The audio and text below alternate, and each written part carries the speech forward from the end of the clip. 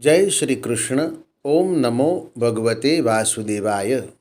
श्रीमद् भगवद गीता जी के चौथे अध्याय की आज हम बात करेंगे इस वीडियो में।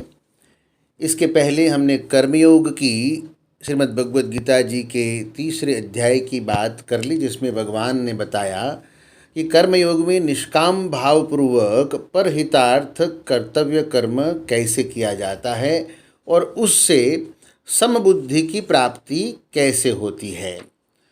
भगवान ने कहा कि स्वयं भगवान श्री कृष्ण और अर्जुन भी गृहस्थ है और इसीलिए अर्जुन के माध्यम के द्वारा सभी गृहस्थों को भगवान जैसे कि उपदेश दे रहे हैं और सावधान कर रहे हैं कि आप सब लोग अपने अपने घर की विद्या माने कर्मयोग का पालन करके घर में ही रह करके परमात्मा प्राप्ति कर सकते हैं। आपको कहीं और बाहर दूसरे किसी आश्रम जाने की आवश्यकता नहीं है।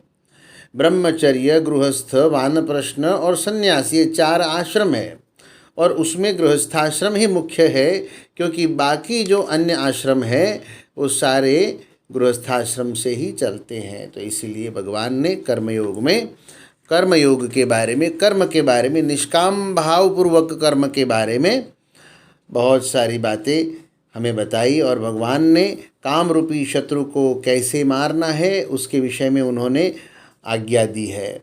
अब हम बात करेंगे श्रीमद् भगवद गीता जी के चौथे अध्याय माने ज्ञान कर्म संन्यास योग की।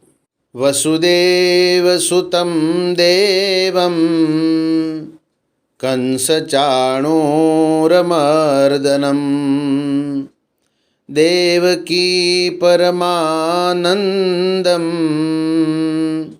कृष्णं वंदे जगद्गुरुं। ओम श्री परमात्मने नमः। चतुर्थ अध्याय श्रीमद् भगवद गीता जी। अभी आपने जिस कर्मयोग में कामना के नाश के लिए प्रेरणा की है, उस कर्मयोग की क्या परंपरा है, ये प्रश्न भगवान श्री कृष्ण जी से किया जा रहा है। भगवान बोले, इस अविनाशी योग को मैंने सबसे पहले सूर्य से कहा था, फिर सूर्य ने अपने पुत्र मनु से और मनु ने अपने पुत्र इक्ष्वाकु से कहा था। इस तरह हे परंतप, परंपरा से चलते आए इस योग को राजर्षियों ने जाना, परंतु बहुत समय बीत जाने के कारण वह योग इस मनुष्य लोक में लुप्त प्राय हो गया है। तू मेरा भक्त और प्रिय सखा है, इसलिए वही पुरातन योग आज मैंने तुझसे कहा है, जो कि बड़े उत्तम रहस्य की बात है। अर्जुन बोले, परंतु भगवन, जिस सूर्य को आपने उपदेश दिया था वह तो बहुत पहले उत्पन्न हुआ है, जबकि आपका जन्म अवतार तो अभी हुआ है। अतः मैं यह कैसे जानूं कि आपने ही सृष्टि के आरंभ में सूर्य को उपदेश दिया था। जब भगवान श्री कृष्ण ने अर्जुन जी को बताया कि इस अविनाशी योग को मैंने पहले सूर्य से कहा था, अब अर्जुन के मन में एक शंका का प्रादुर्भाव होता है कि हे भगवान, सूर्य तो अनादिकाल से हैं और आप तो अभी अवतार लिए हैं, अभी आपका जन्म हुआ है, तो आपने सूर्य को ये उपदेश कैसे दिया था। भगवान स्पष्टता करते हुए कह रहे हैं, हे परंतप अर्जुन, यह बात मेरे इसी जन्म अवतार की नहीं है। मेरे और तेरे बहुत से जन्म हो चुके हैं, उन सबको मैं जानता हूँ, अर्थात किस किस जन्म में मैंने और तूने क्या क्या किया, उन सब बातों को मैं जानता हूँ, पर तू अपने जन्मों और कर्मों को नहीं जानता। जैसे मेरा जन्म हुआ है ऐसे ही आपका जन्म नहीं हुआ है क्या? अर्जुन जी ने प्रश्न किया। नहीं भैया, मैं अजन्मा, अविनाशी तथा संपूर्ण प्राणियों का ईश्वर रहता हुआ ही अपनी प्रकृति को वश में करके अपनी योग माया से प्रकट होता हूँ। मतलब भगवान यहाँ ये स्पष्टता कर रहे हैं कि हे अर्जुन, तुम्हारा जिस प्रकार से जन्म हुआ है या तो अन्य प्राणियों का जिस प्रकार से जन्म हुआ है, उस प्रकार से मेरा जन्म नहीं होता।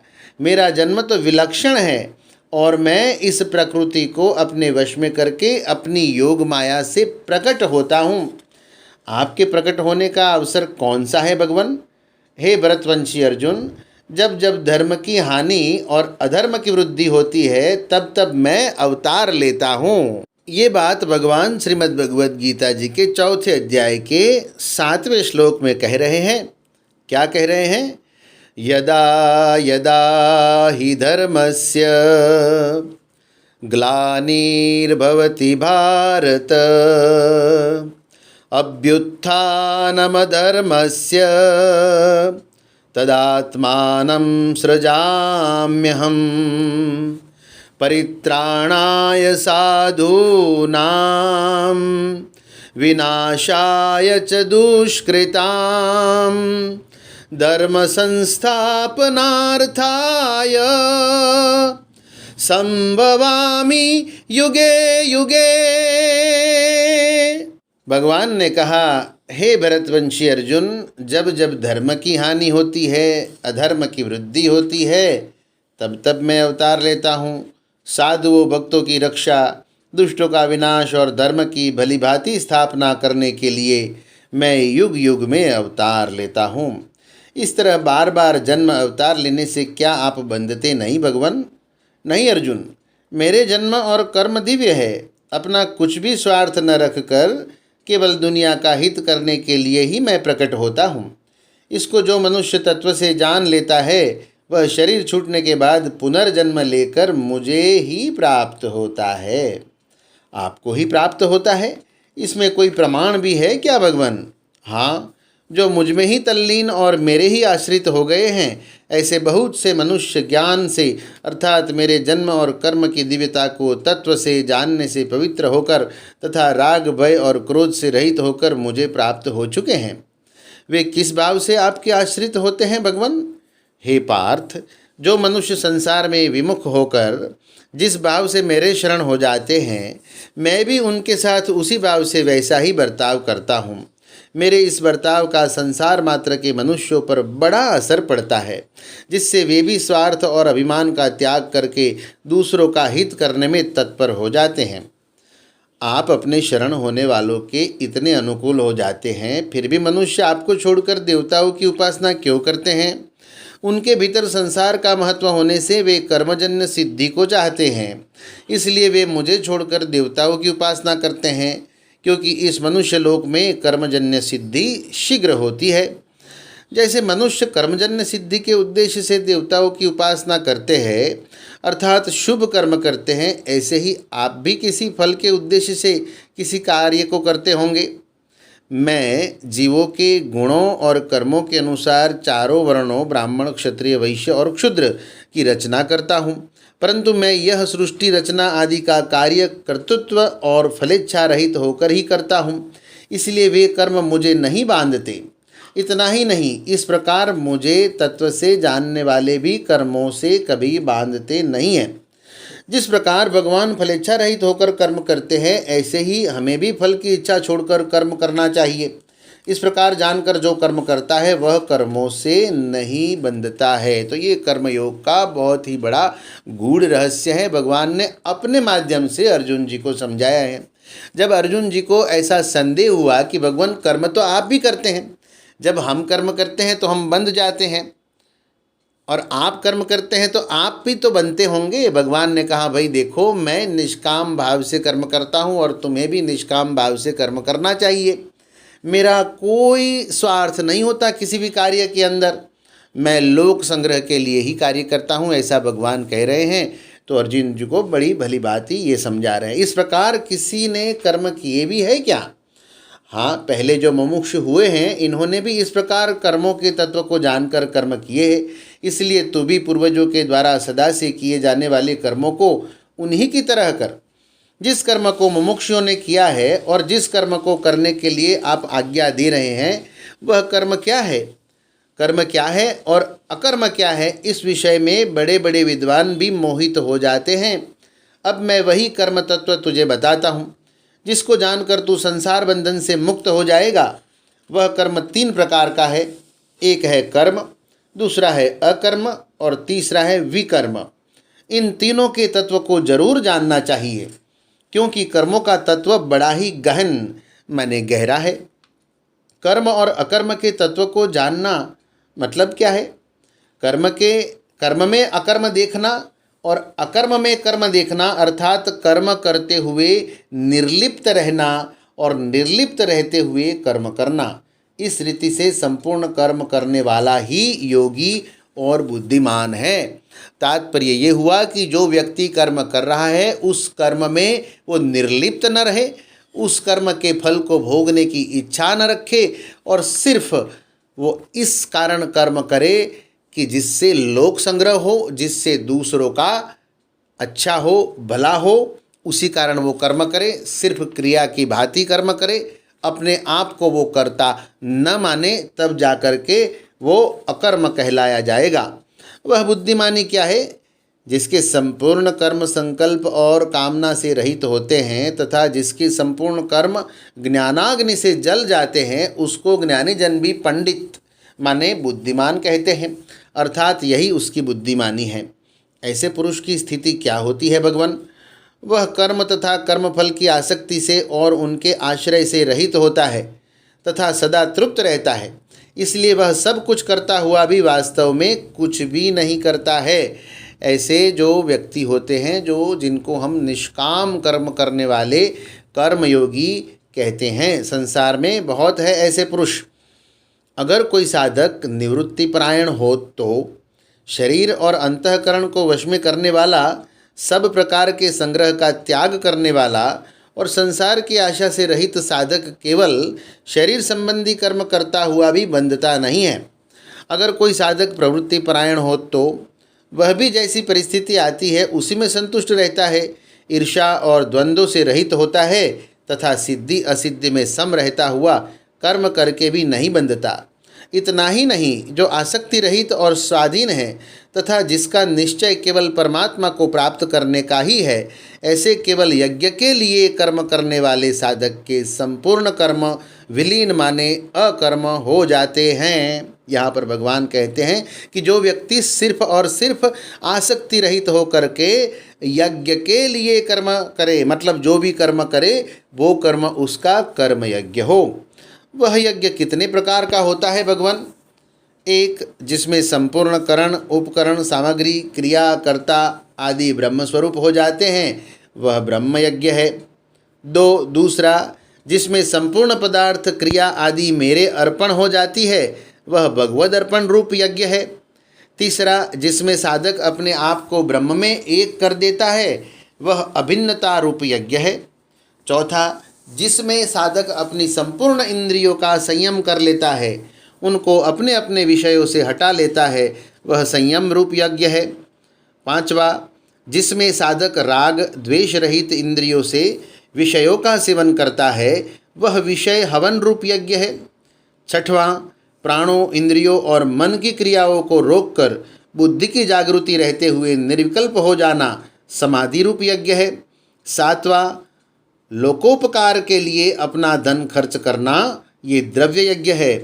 अपने धर्म का पालन करने में जो कठिनता आती है उसको प्रसन्नतापूर्वक सहना, ये तपोयज्ञ है।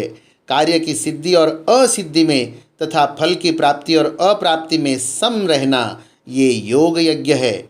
सतशास्त्रों का पठन पाठन तथा नाम जप आदि करना, ये स्वाध्याय रूप यज्ञ है। पूरक, कुंभक और रेचक पूर्वक प्राणायाम करना, ये प्राणायाम रूप यज्ञ है।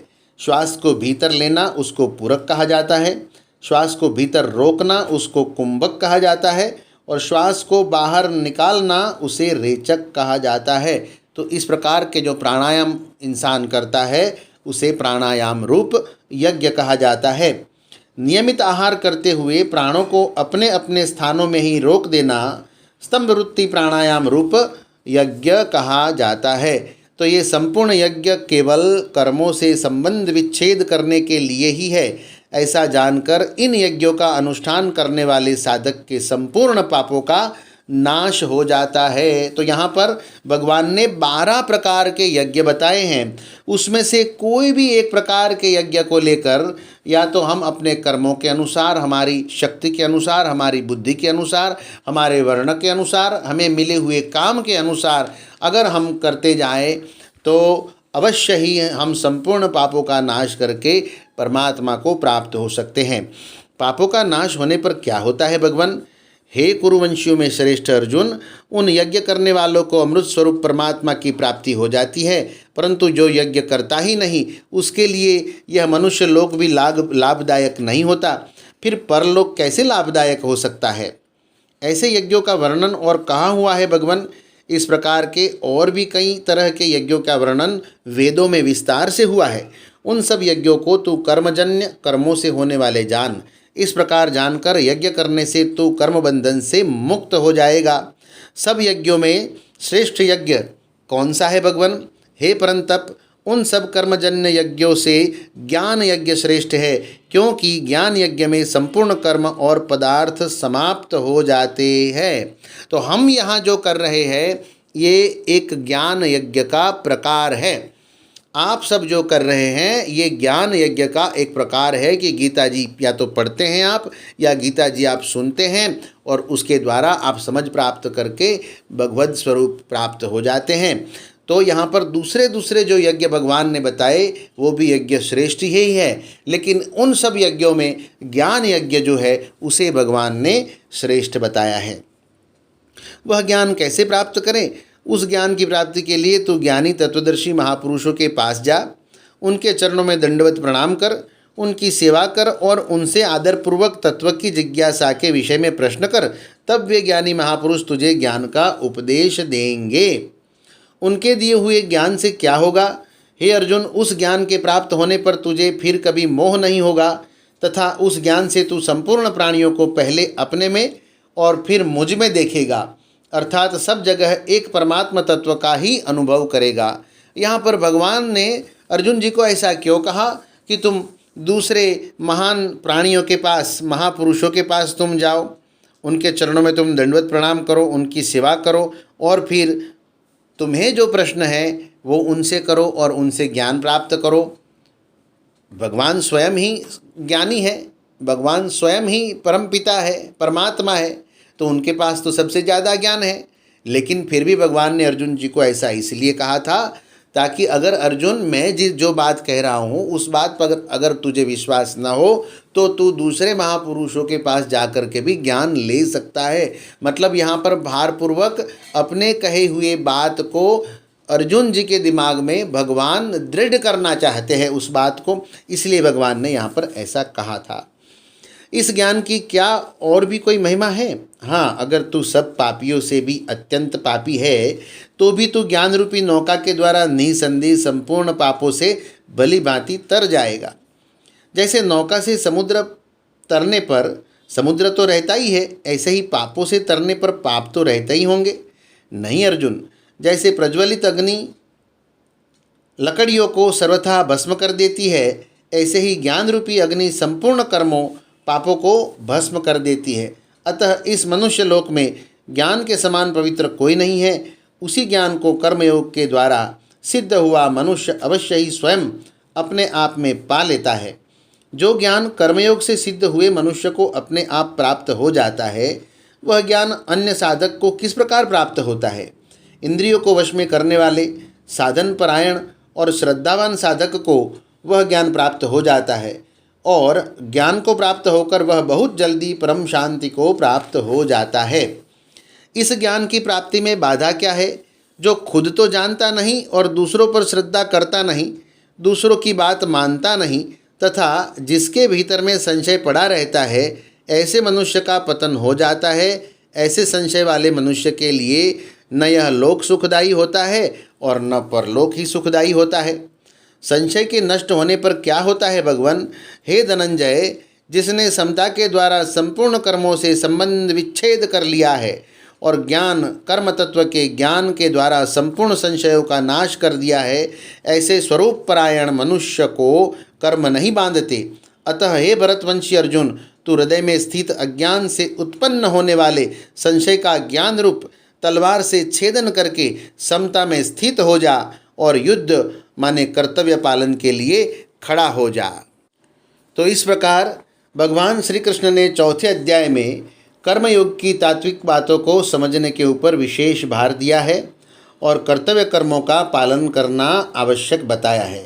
तात्पर्य यहाँ यह है कि तीसरे और चौथे दोनों अध्याय में दोनों बातें करने में आई हैं, परंतु तीसरे अध्याय में कर्तव्य कर्मों के आचरण की जो बातें हैं वो मुख्य है, और चौथे अध्याय में कर्तव्य कर्मों के विषय में जानकारी की जो बातें हैं वो मुख्य है। यहाँ कर्तव्य कर्म का जो विषय है उसको और उसके रहस्य को और भी भगवान ने चौथे अध्याय में उजागर किया है, और इसीलिए इस अध्याय को ज्ञान कर्म संन्यास योग कहा जाता है।